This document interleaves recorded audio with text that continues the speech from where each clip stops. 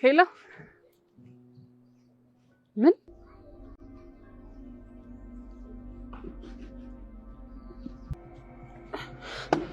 ምንድነው?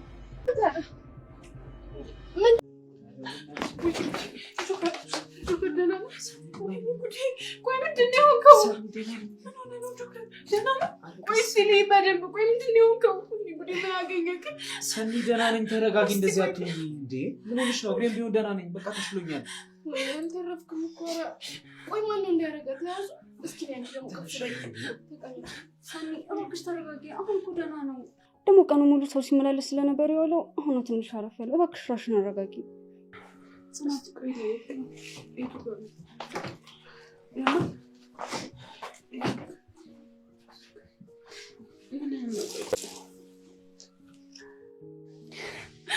ጆከር ገና ደስታችንን ሳናጣጥም ቆይ አቀደውበት ነው አይደል ሰኒ እንዴ ምን ሆነሽ ነው አልሞትኩም እኮ አለው በቃ ደህና ነኝ እንዴ ሰኒ ተረጋጊ ምን ሆነሽ ነው እንዴ ቆይ ለምን ማን የነገረሽ እኔ እኮ ማንንም አልነገረሽም ብዬ ነው ስልኬንም ሳላነሳው ያልኩት እናት እኔ እኮ ያው የሰኒ ነገር እኮ አሳስቦኝ እኮ ነው በቃ ጥፍት ስለሆነም እንደበፊቱ ተጣልታችሁ ምናምን ነገር ሆነ ብዬ ለማራገጥ ብዬ ነበር እኮ አዶውሊ በዛ ተው በቃ ሳንጆ አንተ ሁሉ ጊዜ መቸኮል ትወዳለህ ለመሆኑ ትላንትና ማን ነበር ሙዙን ስበላ እንደዛ ፍጦ ሲመለከተኝ ነበር ማታ እኮ ሆዴን የሌለ በቃ ቆዝሮኝ ሽንት ቤት ስመላለስ እኮ ያደርኩት አንተ ግን በጣም ነው የምትገርመውሽ ትናንት እርጉዟን እንብላ ሰተላት ታዲያ ላይ አምን በቃ እሷ ምራቋን ጧብኝ ነው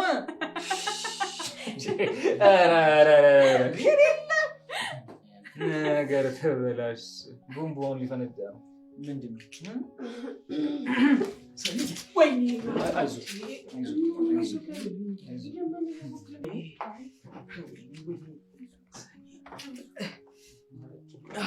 ሰላም ሰላም እንዴት ናችሁ ወድ የሰኒና የጆከር አድናቂዎች ሰላማችሁ በዝት ይበል በያላችሁበት ለቻናሌ አዲስ ከሆናችሁ ሰብስክራይብ ላይክ እንዲሁም ሼር በማድረግ ቤተሰብ ሁኑ እንግዲህ ጆከር ደህና እንደሚሆን በባለፈው ክፍል ገልጸን ነበረ በጣም ደህና ነው እንደ አመጣጡ መኪናውና እንደ ግጥጥሞሻቸው አይደለም የተጎዳው በጣም ጥሩ ነው ከዚህ በላይ ቢሆን ኖሮ ከባድ ነበረ እንግዲህ ሰኒም እንዳትሰማ ተደርጎ ነበር ነገር ግን እድሜ ለሳንቾ እኮ አንዳንድ ጊዜ በቃ የልብ አድርስ ነው ጆከር ምን ሆነ ነው ሰኒ እንዳትሰማ የፈለከው ሰኒ ብትሰማ ቢያንስ ጎን ትሆንልሃለች ታስታምምሃለች ስለዚህ ሰው ደግሞ በችግራችን በህመማችን ሰዓት ነው እንጂ የሚፈልግ ከዛ ውጭ ባለው ቀን እኮ ማንኛውም ሰው ሊገኝ ይችላል ግን ደግሞ በቃ በሐዘናችን በችግራችን ጊዜ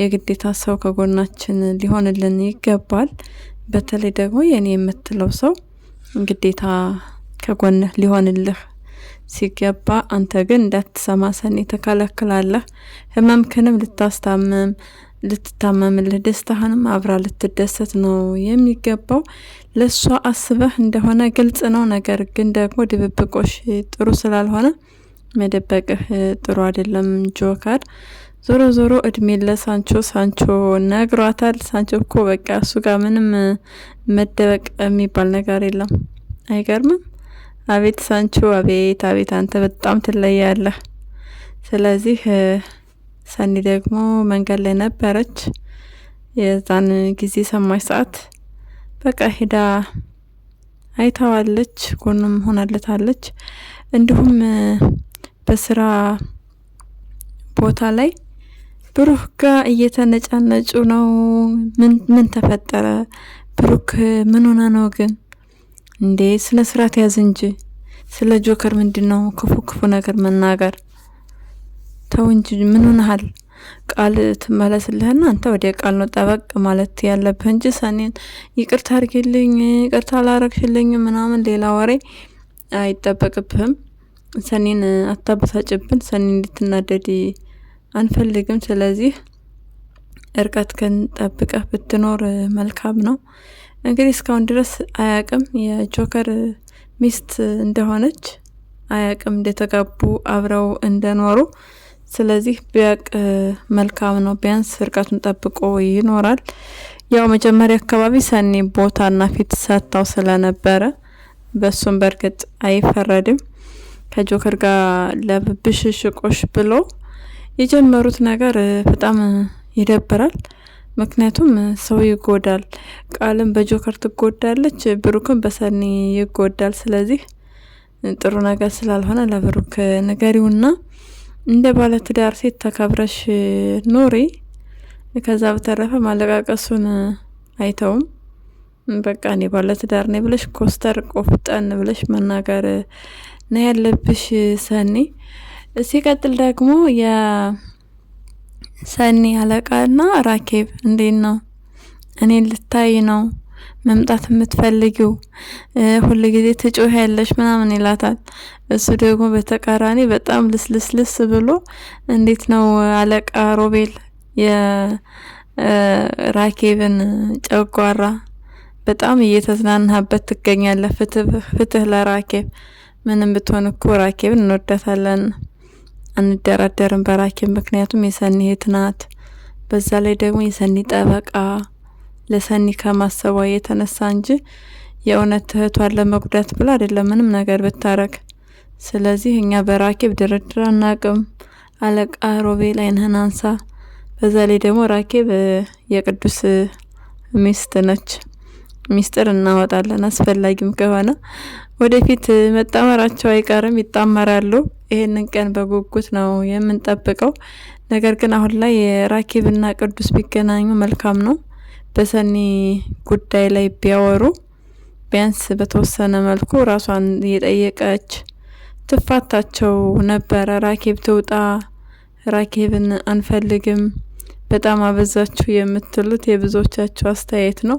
በጣም ነው ያበዛችሁ። ይቺ ራኬብ ግን በጣም አብዝተዋለች። ስለዚህ አንድ በሏት፣ አንድ በሉልኝ። እኔ ራሱ ሳልሄድባት በፊት አንድ በሉልኝ ይቺ ራኬብን። እናንተም በቃ ስልሽት ነው ያለቻችሁ። ስለዚህ አንድ ብትሏት መልካም ነው። ያው የእህትነት ማለት ነው። የእህትነት ፍቅር መግለጫ ነው። እሷ አይደለም የምትቆጣት፣ እኛም ያው ለእሷ አስበን ነው፣ ለራኬብ አስበን ነው። ሰኒ ጸበደላላ ማፊን አልወደደቻትም።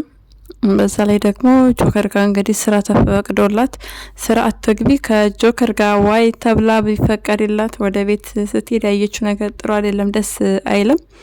አንዳንድ ጊዜ በህይወታችን መልካም በቃ ነገር ነው ብለን የምናደርገው ነገር ለመጥፎ ነገር ሊሆንብን ይችላልና በጣም ነው የሚገርመው።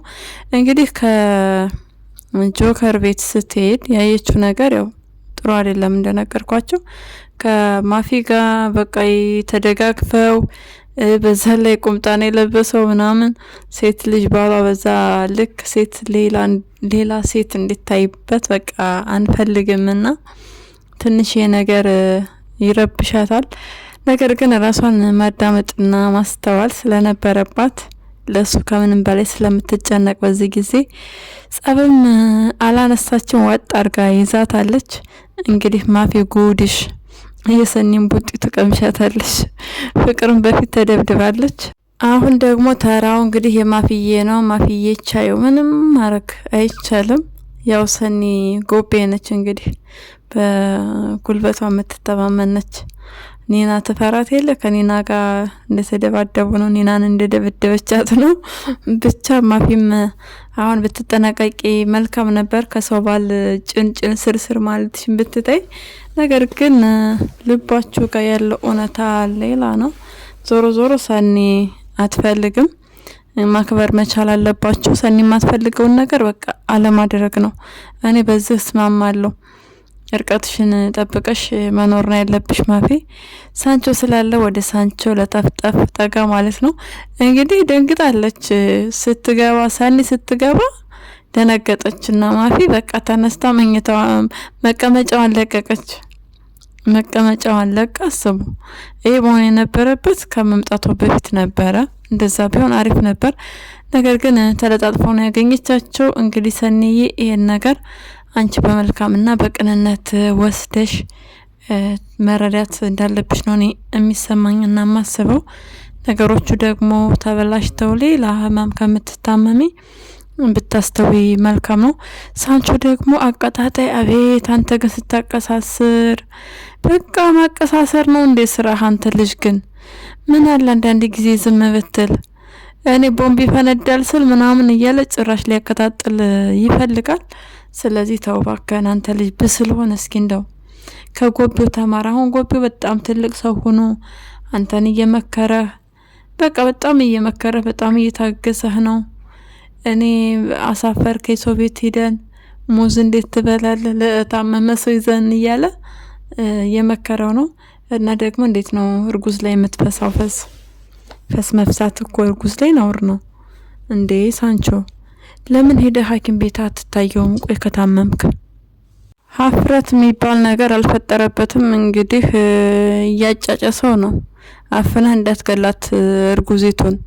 ስለ ሆዷ መግፋት አለመግፋት ደግሞ እሱን የምናይ ይሆናል በቀጣይ። እንግዲህ ሊያይ ፈጣሪ ሁንሽ። እኔ ምንም አልልሽ። እንደው በተለይ በቃ ከሳንቾ ይጠብቅሽ። አሁን እርጉዝ አይደለሁም ብትይ በቃ ይሄ ያልገፋ ሆድ ያልጨመረ ሆድ እያለ ነው። በቃ መንገድ ይጀምሮልሻል ሰውየው። ስለዚህ እርጉዝ ካልሆንሽ እውነቱን በጊዜ ብትናገሪ መልካም ነው። ዞሮ ዞሮ ስለምትወጁ ነው እንደዛ ያደረግሽው። ነገር ግን ደግሞ ውሸት ነው። ውሸት ያኔ ጥሩ አይደለም። ጥሩ ስላልሆነ በጊዜ እውነቱን መናገር መቻል አለብሽ ለጎቤው። አስባችሁታል? እሱ ያላሰበውን ልጅ ባላሰበው ባልጠበቀው ሰዓት ልጅ መጣልህ ተብሎ ከዛ ደስ ብሎት ለመቀበል በቃ ዝግጅት እያደረገ ባለበት ሰዓት ደግሞ ኖ አላረገዘችም ቢባል በጣም ከባድ ነው። ዞሮ ዞሮ እውነት ስለሆነ ብትናገሪ መልካም ነው። ጆከርና ሰኒ ደግሞ ፍቅራችሁ ስለተመለሰ በጣም ነው ደስ ያለና ራኬብ ጆከር ልታይ ሄዳለች። ስትሄድ ሰኒ ቁጭ ብላ ጉድ እኮ ነው። የራኬብ እግር ከመግባቱ እዛ ቤት ሰኒ ቁጭ ብላለች ባሏ ጋር። እንግዲህ ምንም ማድረግ አይቻልም። ራኬብም ቢሆን ነገሩን ላላርገሽ መተው መቻል አለብሽ። እህትሽን አትቆጣጠሪያት። የት ገባሽ የት ወጣሽ እያልሽ አለቃ ሮቤልም እየተረማመደብሽ ነው። እንግዲህ ምንም ማድረግ አይቻልም። ይሄ ያሳየሽው ጸባይ ነው። እንዳይታረቁ በቃ ትፈልጊያለሽ ብሎ ክፉና ኃይለኛ አድርጎ ነገሮችን በጨዋታ የምትፈች አርጎ ነው እየሳለሽ ያለው። ልክ እነ ናሆም እነ ኪራና ምሩ እንዲሁም ኒና አሁን ድረስ ነው የምትፈራት። እነሱ እንደሚፈሯት በቃ አለቃ ሮቤልም ልክ እንደዛ ነው የሚያት። ክፉና ኃይለኛ ሴት እንደሆነች ነው የሚያስበው። ሰውን የምታቅፍና በቃ ለሰው የምታዝን አይነት ሴት እንደሆነች በጭራሽ ያሰበ አይደለም። እንግዲህ በቃ ጸባይሽን አስተካክለሽ መፍቀድ መቻል አለብሽ። ሰኒ ደስተኛ የምትሆንበትን ነገር ካወቅሽ ያንን ነገር ነው ለማድረግ ማሰብ ያለብሽ ራኪ እንጂ በመካከላቸው እየገባሽ ለመበጥበጥ መሞከር ማራራቅ በጭራሽ የለብሽም። አንቺም ለራስሽ ሰኒ እንዳለችሽ ስራ መጀመር የራስሽን ውሃ አጣጭ በጊዜ ፈለግ ብታረጊ የተሻለ ነገር ነው። የአብዛኞቻችሁ ሰዎች አስተያየት ጆከርን ያስገጨችው በመኪና ራኬብ ናት የሚል አስተያየት አላችሁ። በጭራሽ ራኬብ እንደዛ አታደርግም።